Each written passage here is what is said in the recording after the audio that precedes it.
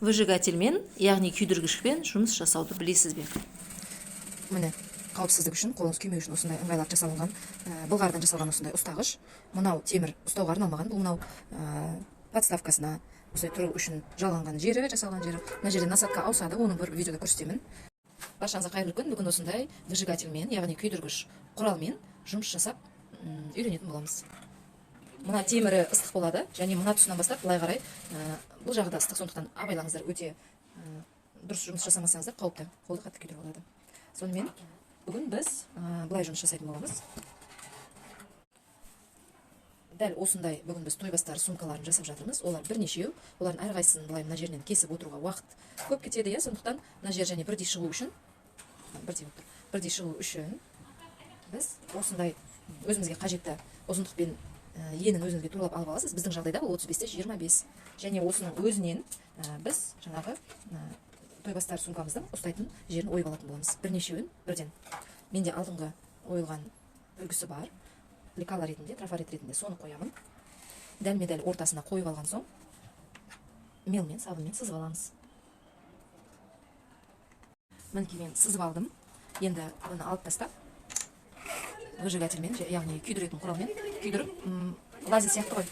Лазер жоқ жағдайда осымен біраз оюларды ойып алуға болады. Бастаймыз. Менде мына жерде екі қабатын бірден ойып аламын. Ол үшін мынаны ұшын жай ғана басамыз, қатты емес. Қатты салмақ басудың қажеті жоқ. Мынау сабынмен сызып алдық, осы сызық бізге көмекші құрал ретінде қызмет ететін болады. Бастадық.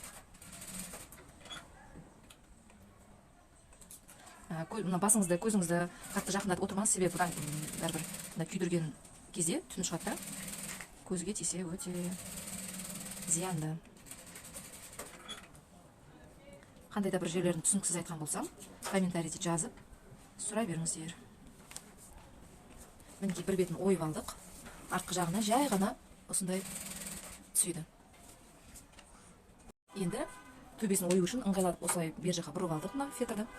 Және мына жерді ұстаймыз, қауіпсіздік техникасын міндетті түрде сақтаңыздар, күйіп қалуларыңыз мүмкін. Мына жердің барлығы ұстайтын сияқты көрінгенмен, бұл ондай емес, бұл ыстық, темір, мына жағын бәрі ыстық. Мына жерден ұстайсыздар. Өз кожаный не бар, орамасы, осы жерден ұстау керек. Сонымен кеттік әрі қарай. Ұшымен ғана қатты салмақ баспай осылай жүріп өтеміз. Біз жаңа мелмен, немесе сабынмен, немесе қаламен сызып алдық қой. Соның үстімен жүріп өтеміз. Бірте-бірте қолыңыз үйренген соң уже күрделі оюларды оя беруге болады.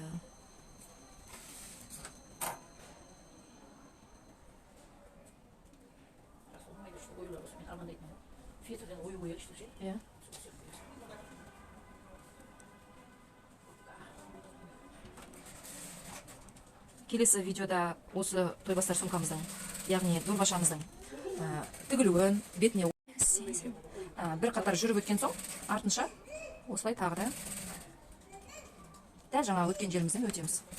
Міне мынаны кішкене уже ойылып қойды ғой, сондықтан сәл түбіне қарай алып барып, былай басып ойып шығамыз.